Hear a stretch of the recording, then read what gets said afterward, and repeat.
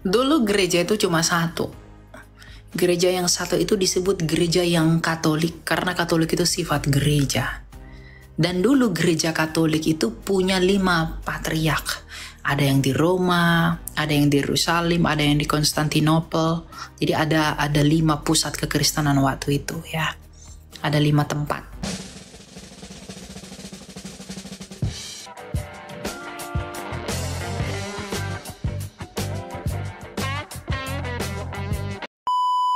Agama Kristen. Cuman saya pengen lebih banyak belajar lah karena saya lihat kakak viral gitu untuk di TikTok, di media sosial gitu tentang pembelajaran Alkitab. Ini kak, saya kan lagi beredar nih mendengar isu ataupun pembahasan mengenai gereja ortodoks, terus mengenai pembelajaran dari ajaran Katolik maupun dari Kristen Protestan maupun sekarang yang timbul karismatik.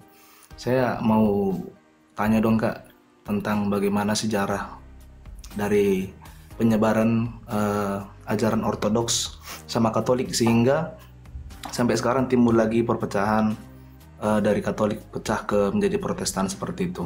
Saya cuma tanya itu aja nggak? Dulu gereja itu cuma satu. Gereja yang satu itu disebut gereja yang Katolik karena Katolik itu sifat gereja. Dan dulu gereja Katolik itu punya 5 patriark. Ada yang di Roma, ada yang di Yerusalem, ada yang di Konstantinopel. Jadi ada 5 pusat kekristenan waktu itu ya. Ada 5 tempat.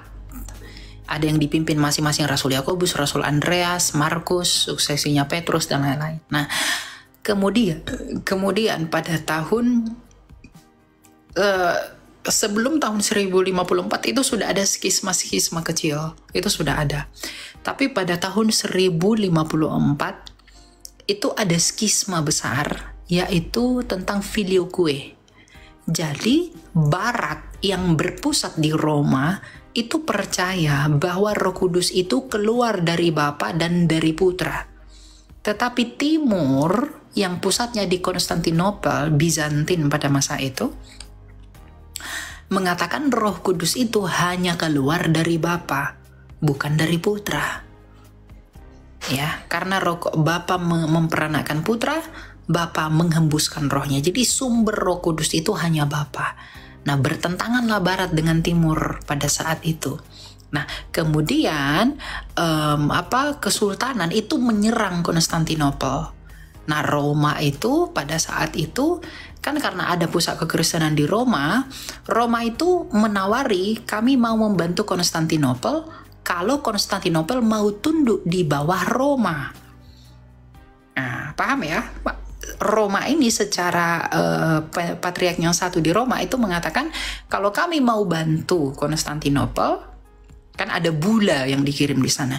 Kalau kami mau membantu Konstantinopel, kalian harus tunduk kepada Roma. Konstantinopel nggak mau tunduk kepada Roma karena mereka berpikir kalau kami tunduk kepada Roma itu sama dengan bertukar iman karena pahamnya sudah berbeda dengan isu-isu filioque tadi bla bla bla dan segala macam. Akhirnya Konstantinopel tumbang, jatuh ke tangannya Islam. Nah, sejak saat itu gereja yang di timur, gereja Roma, gereja yang berpusat di Roma tadi, kemudian disebut dengan Katolik Roma, tapi yang tidak bersatu dengan Roma itu menyebutnya dengan gereja ortodoks. Makanya sekarang ada gereja ortodoks di Yunani, gereja ortodoks di Rusia, gereja ortodoks Koptik di Mesir. Nah, itu pusat-pusat kekristenan dulu itu. Nah, kemudian setelah berpecah tahun 1054, Roma yang di barat berpusat di Roma, timur pusatnya Konstantinopel tadi sudah tumbang, lalu jadi patriark-patriark kecil lagi ya bertumbuh berkembang. Lalu pada abad ke-16 Luther memberontak ke gereja Katolik ya dengan isu-isu misalnya indulgensia lah, kemudian pandangan Luther tentang gereja Katolik yang pada saat itu Luther melihat ada yang salah di dalam tubuh gereja. Makanya Luther itu memakukan dalilnya ya sebagai bentuk protesnya dia. Nah, kemudian gereja itu memberi sanksi kepada Luther, mengekskomunikasi Luther dan lain sebagainya yang kemudian berkelanjutan. Luther itu ketika protes kepada gereja Katolik yang Roma, Ortodoks tidak terpengaruh. Ortodoks itu tetap bertumbuh di timur, tetapi Katolik ini harus menghadapi Luther. Nah, ketika Luther itu protes, maka pada akhirnya yang mengikuti aksinya Luther memprotes gereja pada masa itu, itulah gereja Protestan. Nah, gereja Protestan saat itu adalah Lutheran tradisional yang liturginya, cara ibadahnya itu masih mirip dengan gereja Katolik. Nah, sedangkan gereja Katolik sudah mengekskomunikasi Luther, ya, karena Luther tuh dianggap bidat, ya, tidak selaras dengan ajaran gereja gitu loh.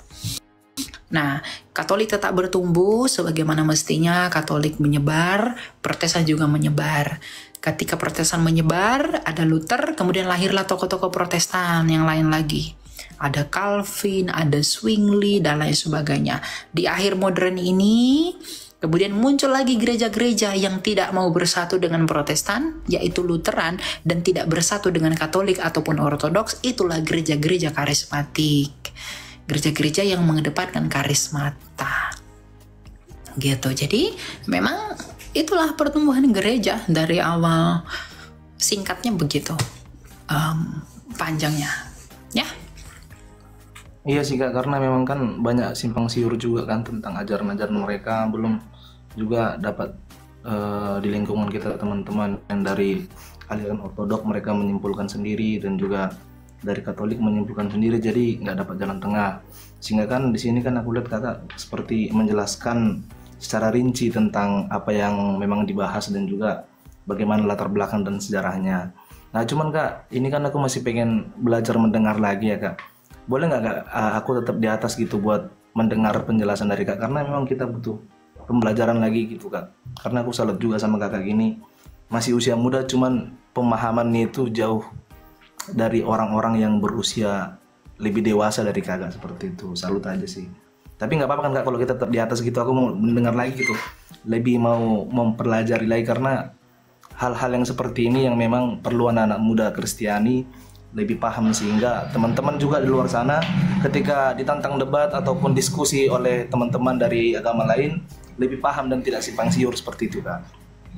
Ya, kamu kalau mau menyimak kamu boleh di bawah saja ya. Soalnya jaringan saya tuh kadang macet kalau ada yang naik di atas lebih dari satu orang. Apalagi yang bertahan. Nanti kalau kamu merah saya ikutan merah. Gitu ya. Jadi kalau mau nyimak di bawah aja ya. Oke, siap-siap Kak. Oke, ya.